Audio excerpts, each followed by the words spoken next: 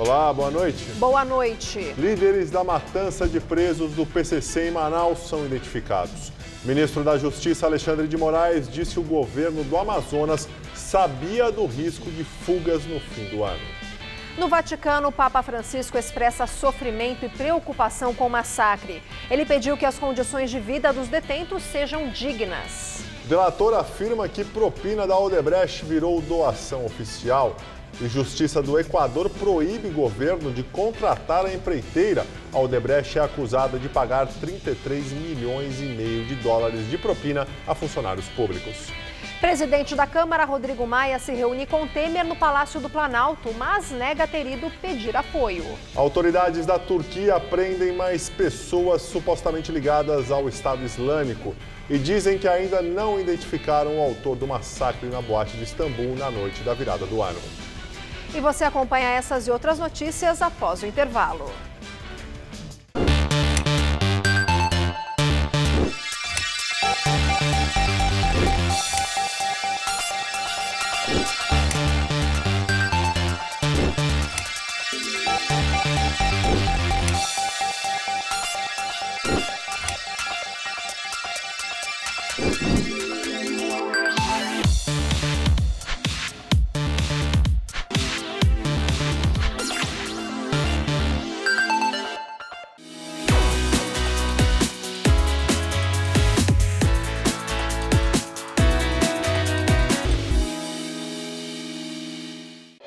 Tudo anda cada vez mais rápido. O tempo, as pessoas, as tecnologias. No coração de todas essas transformações, existe um caminho que pode mudar a sua vida. Pós-graduação Casper Libero. 4 cursos que vão acelerar a sua carreira, atualizar os seus conhecimentos e fazer você ser notado no meio de tanto movimento. Pós-graduação Casper Libero. Paixão por comunicação. Como será que é participar de um reality show? No Todo Seu de hoje eu recebo convidados especiais para falar sobre as experiências vividas nesse tipo de programa. Pode vencer o mais quietinho, o mais calado, mas se sobressai muito o polêmico. E ainda, Maria Cristina mostra por que foi destaque em realities musicais. Se parece impossível, acredita.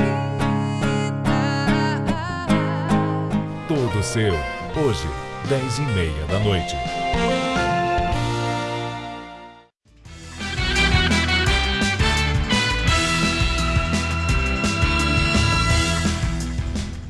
Líderes do massacre de presos de PCC em Manaus são identificados.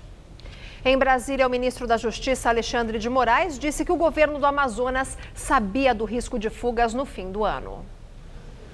O ministro falou após reunião com a presidente do Supremo Tribunal Federal, ministra Carmen Lúcia, em Brasília. Ela deve viajar para Manaus amanhã para se reunir com os presidentes dos tribunais de justiça dos estados da região norte. Ontem, Moraes visitou os presídios onde aconteceram as rebeliões. Há relatos do setor de inteligência da Secretaria de Segurança Pública do Amazonas de que poderia haver essa fuga entre Natal e Ano Novo, fuga que efetivamente acabou ocorrendo. Foram mais de 200 de presos que fugiram. O governo federal, em momento algum, foi informado nem solicitado nenhum auxílio, seja da Força Nacional, seja de qualquer outro mecanismo que o governo federal poderia ter auxiliado. O número de fugitivos citado pelo ministro é superior ao informado ontem. Segundo a Secretaria de Segurança Pública do Amazonas, no total, 184 presos escaparam. Alexandre de Moraes disse que a Polícia Civil vai apurar possíveis omissões das autoridades do Estado nos presídios. 8 presos responsáveis pelo massacre no complexo penitenciário Anísio Jobim, que resultou em 56 mortes, já foram identificados. Eles devem ser transferidos para presídios de segurança máxima. Outros nomes estão sendo apurados. O inquérito sobre o caso deve ser finalizado em 30 dias. Entre domingo e segunda-feira, 4 presídios tiveram rebeliões em Manaus. 4 presos foram mortos na unidade prisional do Puraquequara e outros 56 executados no complexo penitenciário Anísio Jobim. Pelo menos 30 foram decapitados. Segundo o secretário de Segurança do Amazonas, Sérgio Fontes, integrantes da facção criminosa Família do Norte ordenaram as mortes de membros do PCC e de presos acusados de estupro. Depois das execuções, os detentos do PCC foram separados dos da FDN. Hoje, o governador Geraldo Alckmin, do PSDB, disse que não há relação entre a rebelião no Compage e as ações contra o PCC em São Paulo. Foi no estado que nasceu a facção criminosa. Recentemente, líderes do grupo foram transferidos para cumprir regime disciplinar diferenciado em presídios de segurança máxima. Aqui nós tivemos, há mais de um mês atrás, em razão de advogados que estavam levando informação, uma ação policial feita junto com o Ministério Público, e prendemos dezenas de pessoas. E pegamos alguns líderes de organização criminosa e transferimos para regime disciplinar diferenciado e penitenciário de segurança máxima. E não teve nada. Isso faz mais de um mês atrás. Então eu não vejo relação entre uma coisa e outra. Após a declaração do ministro da Justiça, o governo do Amazonas admitiu que sabia de plano de fuga em massa. O secretário de Segurança, Sérgio Fontes, disse que toda semana recebe esse tipo de aviso. E em entrevista à Rádio CBN, o governador José Melo, do PROS, declarou que não havia nenhum santo entre os mortos na rebelião. Segundo ele, eram estupradores e matadores. O comentário foi feito após a ONU pedir uma investigação imparcial do massacre. José Melo culpou o tráfico de drogas e superlotações pela situação do sistema carcerário do estado. No Vaticano, o Papa Francisco lamentou as mortes no Amazonas. Ele expressou sofrimento e preocupação com o massacre e pediu que as condições de vida dos detentos sejam dignas. O líder da Igreja Católica também pediu orações pelos mortos, seus familiares, pelos presos e os que trabalham no complexo penitenciário Anísio Jobim. A ONG Human Rights Watch também se manifestou e disse que o governo brasileiro precisa tirar das mãos das facções criminosas o controle das prisões. Prefeito de São Paulo, João Dória, vai multar secretários que chegarem atrasados a eventos e reuniões. Hoje, o tucano firmou parceria com seu padrinho político, o governador Geraldo Alckmin, na área de assistência social. O convênio assinado hoje prevê o repasse de 84 milhões de reais do governo do estado para programas de assistência social da Prefeitura de São Paulo. O acordo já existia. Nós sempre temos parceria, independente de partidos políticos. Então nós já vínhamos fazendo e estamos reiterando agora. Novidade foi o evento. A agenda casada do governador e do prefeito, no terceiro dia útil do ano, parece apontar para 2018. É que se João Dória demonstrar sucesso na prefeitura, a dobradinha, vitoriosa nas urnas, pode aproximar Geraldo Alckmin da vaga de candidato à presidência da República pelo PSDB, a despeito de Aécio Neves e José Serra, os outros caciques tucanos que estão na disputa. Na cerimônia de posse no domingo, Dória voltou a lançar Alckmin ao posto. E hoje, o recado foi dado. Eles anunciaram que vão aparecer juntos muitas vezes mais. E esta, minhas amigas e meus amigos que aqui estão, é a primeira de uma série de ações conjuntas do governo do estado de São Paulo com a prefeitura da capital de São Paulo. Prefeito e governador voltam a se encontrar daqui a 2 dias, na sexta, para um convênio na área da segurança. E depois, de novo, na segunda-feira, quando está marcada uma reunião no Palácio dos Bandeirantes, também com os secretários municipais e estaduais. Alckmin e Dória pretendem anunciar 10 áreas que serão prioridade nessa parceria deles. Aos jornalistas, o prefeito comentou sobre a nova regra que acaba de criar. Dória, que costuma acordar cedo, anunciou que vai multar os secretários que se atrasarem para eventos e reuniões. Até 15 minutos de espera, R$ 200. Atraso maior, 400. Medida que, segundo Dória, já surtiu efeito. Isso é uma atitude bem humorada. E hoje nós fizemos mais uma reunião de secretariado, foi a segunda reunião, fizemos segunda-feira, às 7h30 da manhã, às 6 da manhã estávamos na Avenida 9 de Julho, 7h30 começamos a primeira reunião, hoje foi a segunda, às 7h30, e olha, ninguém atrasou, 7h20 todos os secretários e secretárias estavam sentados na mesa esperando o início da reunião, sem exceção. A regra foi apelidada de Lei Soninha, em referência à nova secretária de Assistência Social. Na segunda-feira, primeiro dia de trabalho, Soninha Francini chegou 40 minutos atrasada para um evento no qual Dória se vestiu de gari. A secretária considerou a regra justa. A ideia é que o dinheiro das multas seja doado a instituições de caridade. Líder do PSDB na Câmara, deputado Ricardo Trípoli, defende que Rodrigo Maia assuma a candidatura à reeleição. De acordo com o deputado tucano, é natural que a sigla caminhe com o atual presidente da casa, se ele confirmar que vai entrar na disputa. Hoje, Maia se reuniu com o presidente Michel Temer. Oficialmente, o tema da reunião foi a dívida dos estados e reformas em tramitação no Congresso. Temer tem dito que não vai apoiar nenhum candidato à presidência da Câmara. No entanto, o apoio do Planalto a Maia é dado como certo. De uma forma, eu iria ao Palácio do Planalto pedir o apoio ao presidente Temer. São poderes que são harmônicos, mas eles são independentes. O presidente Temer, de forma nenhuma, nunca interferiu, nunca vai interferir no processo eleitoral na Câmara de Deputados. A candidatura de Rodrigo Maia é criticada pelo Centrão, grupo que reúne mais de 200 deputados. Este bloco parlamentar pretende lançar um candidato na disputa. Entre os cotados estão o líder do PSD, Rogério Rosso, do Distrito Federal, e Jovair Arantes, do PTB de Goiás.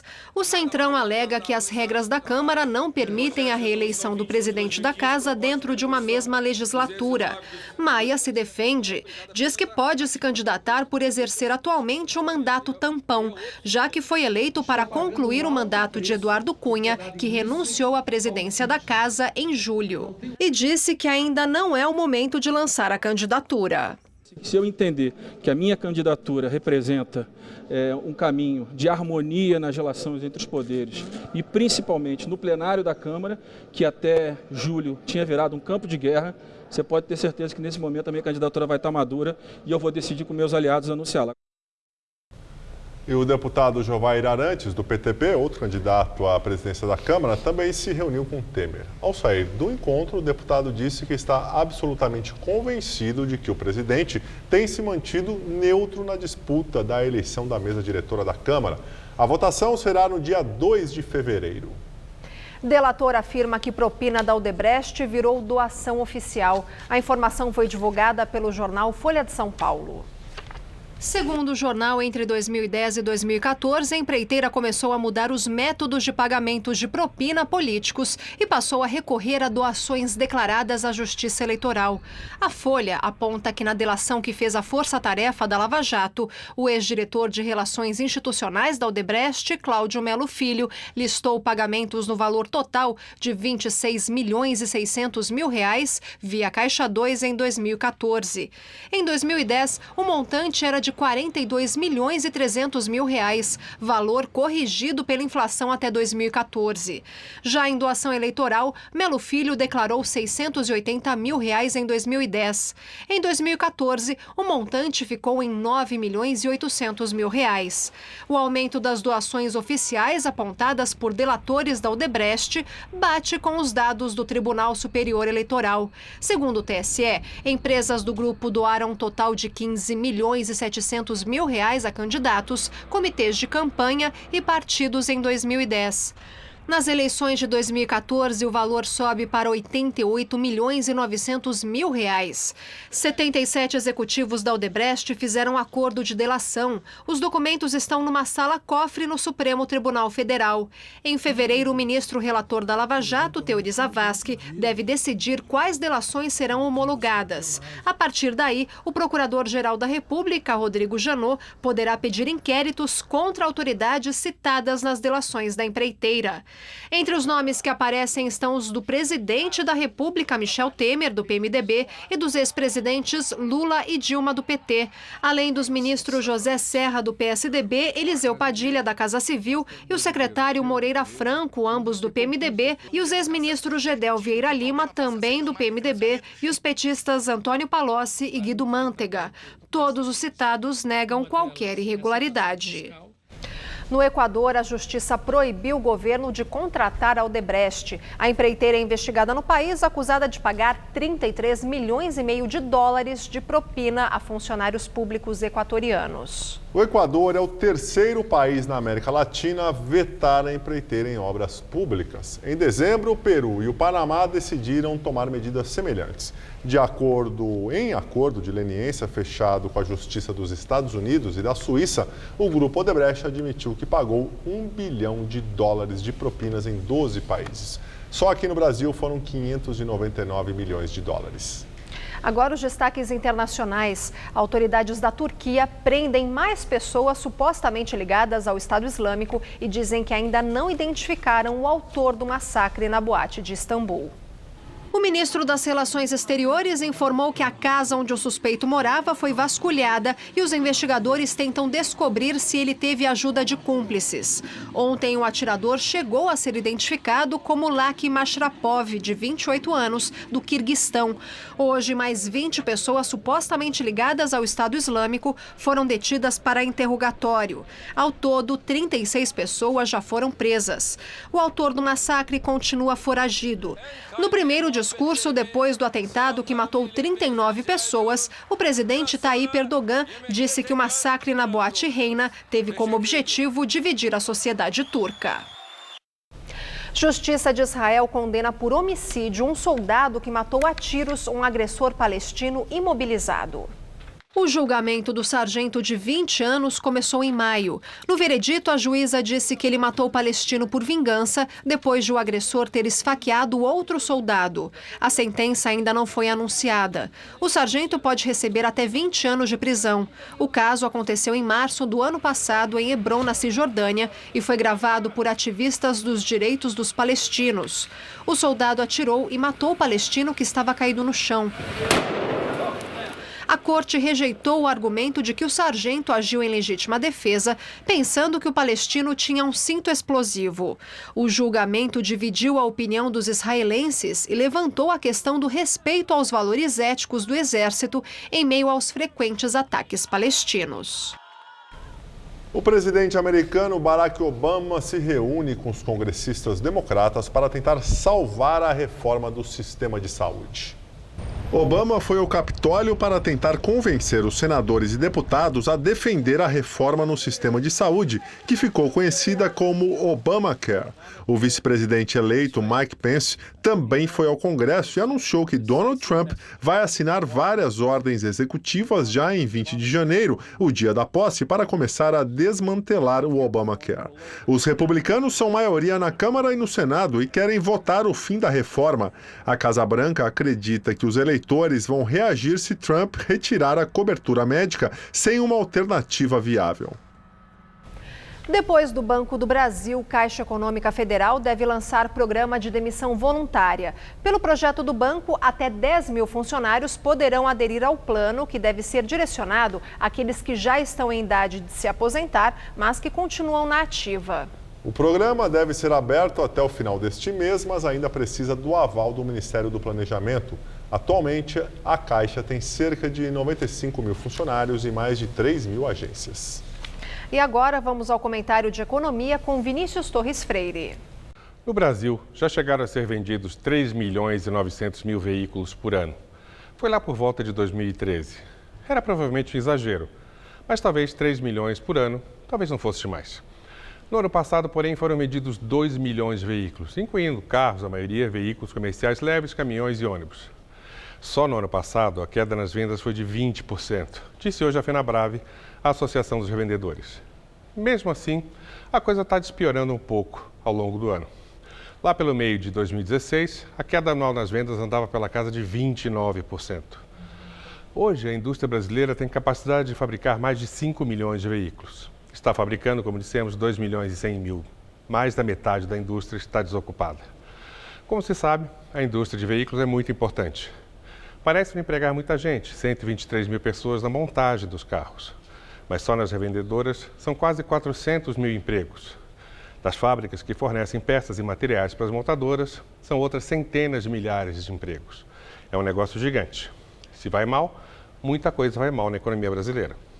Segundo a FenaBrave, as vendas devem aumentar mais de 2% este ano. Tomara.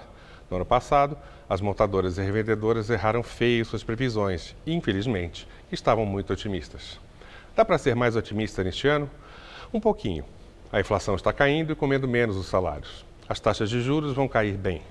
Não é tão lá grande coisa, mas pelo menos deve ser o bastante para fazer com que a economia pare de encolher depois de 3 anos de sangria horrenda. Boa noite. Corpo da atriz e escritora Vida Alves é enterrado no cemitério do Araçá, no centro da capital. A atriz, pioneira da televisão brasileira, morreu ontem. Ela tinha 88 anos e estava internada no Hospital Santa Maggiore desde 28 de dezembro. O velório começou às 8 da manhã e durou o dia todo. A despedida foi cercada dos 2 filhos, 3 netos e 3 bisnetas que ela deixou. A vida avó era uma manteiga, a vida avó só idolatrava os netos. E aí tem a vida bisa das minhas netas, então aí era um encantamento só. E foram muitas as homenagens que Vida recebeu dos amigos, das emissoras, de uma vida dedicada à teledramaturgia e à memória da televisão. Eu tive o privilégio de acompanhá-la alguns anos atrás, em vários pontos do Brasil, viajando bastante, inclusive até Portugal, levando exposição dos 60 anos de história da televisão brasileira, da telenovela. Ela preservava a história de todas as emissoras, ela tinha essa preocupação, mas ela tinha um carinho especial com a TV Gazeta. Ela sempre dizia do primeiro programa colorido, que foi o Vida em Movimento na TV Gazeta em 72. E que isso ninguém podia esquecer, porque a Gazeta era a casa dela. Para a atriz Laura Cardoso, Vida será sempre lembrada como uma pioneira que foi, mas também, acima de tudo, como uma boa amiga. Foi uma guerreira, tanto na vida como na profissão. Vida Alves estava internada desde a semana passada. Ela faleceu na noite de ontem no hospital quando os órgãos pararam de funcionar. Vida tinha 88 anos. Além da carreira de sucesso, ela deixa a ProTV, associação que fundou com outros pioneiros e profissionais da área, que funcionava como um museu dentro da casa dela. No enterro, uma oração messiânica, um Pai Nosso e um aplauso emocionado. Não será o último.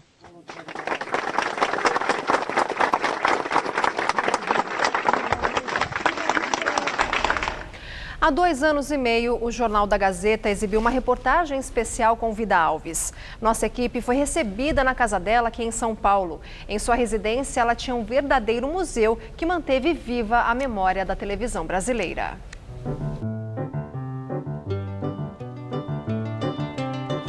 Foram 219 novelas, sem ser diárias e ao vivo, além de grandes teatros, não só da Tupi, de várias emissoras. Destaques na trajetória da atriz Vida Alves não faltam, a começar pela participação em 2 dos principais momentos da televisão: o surgimento da TV Tupi em São Paulo em 1950 e o comando do primeiro programa a ser transmitido em cores pela TV Gazeta em 1972.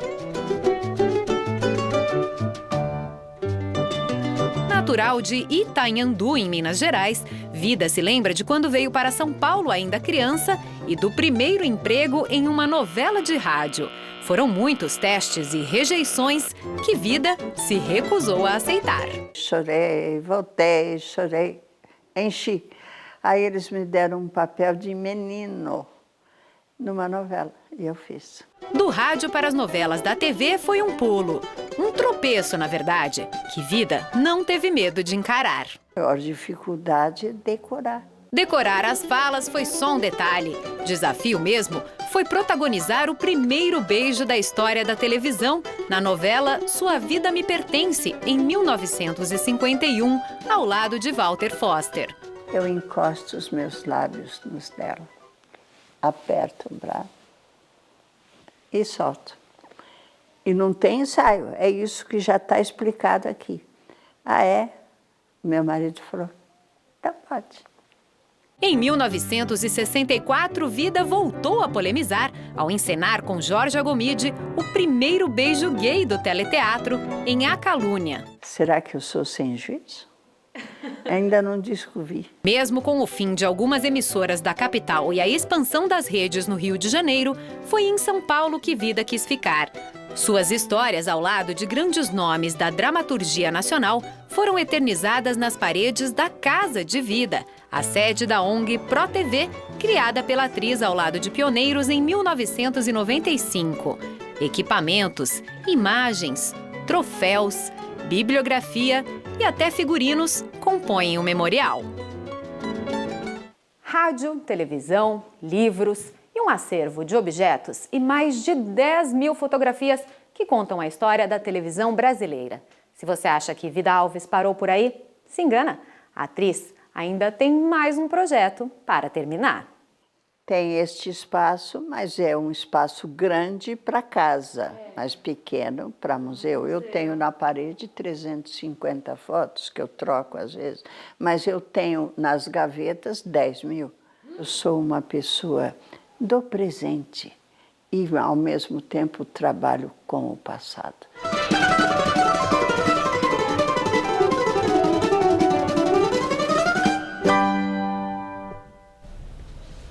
O Museu ProTV fica na Rua Vargem do Cedro, número 140, no bairro do Sumaré. Ele funciona de segunda a sexta, das 10 da manhã às 6 da tarde. As visitas são sempre agendadas e tem acompanhamento de um monitor. O ingresso custa R$ 5,00. Mais informações no site museudatv.com.br. Jovem é assassinada por ladrões que tentavam roubar a casa da família dela na Vila Sônia. Daniele Santos Gomes, de 30 anos, estava deixando o carro na casa dos pais quando foi rendida por uma dupla de assaltantes. Ela foi obrigada a entrar na casa e parentes dela também foram rendidos. Imagens de câmeras de segurança mostram os assaltantes chegando e fugindo cerca de 20 minutos depois. Segundo a polícia, Daniele pediu que os bandidos não roubassem aparelhos eletrônicos da família e tentou desarmar um deles, que acabou atirando contra a jovem.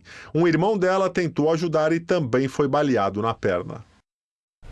Hoje tivemos um dia mais nublado aqui na capital, mas continuou bem quente. O tempo ficou abafado, com termômetros mais uma vez ultrapassando a marca dos 30 graus. E olha, o tempo também ficou instável, com pancadas de chuva que chegaram a ser fortes em alguns momentos de forma isolada.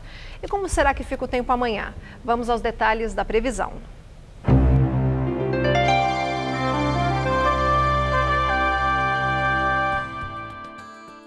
A previsão continua sendo de sol e tempo abafado em todo o estado de São Paulo.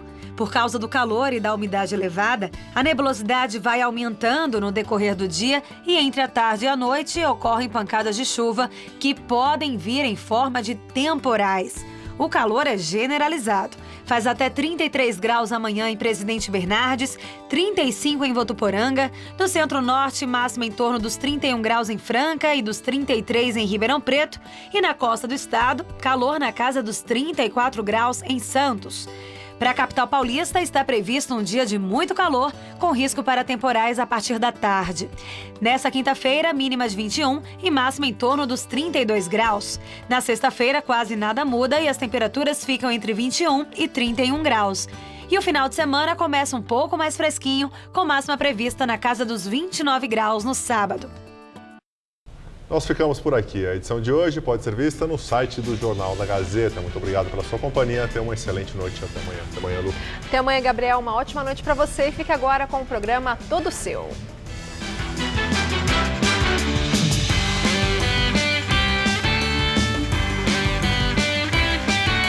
Relembre um dos maiores momentos do Timão no Mesa Redonda Especial Corinthians 77. Neste domingo, 9 da noite. Assista agora. Todo Seu.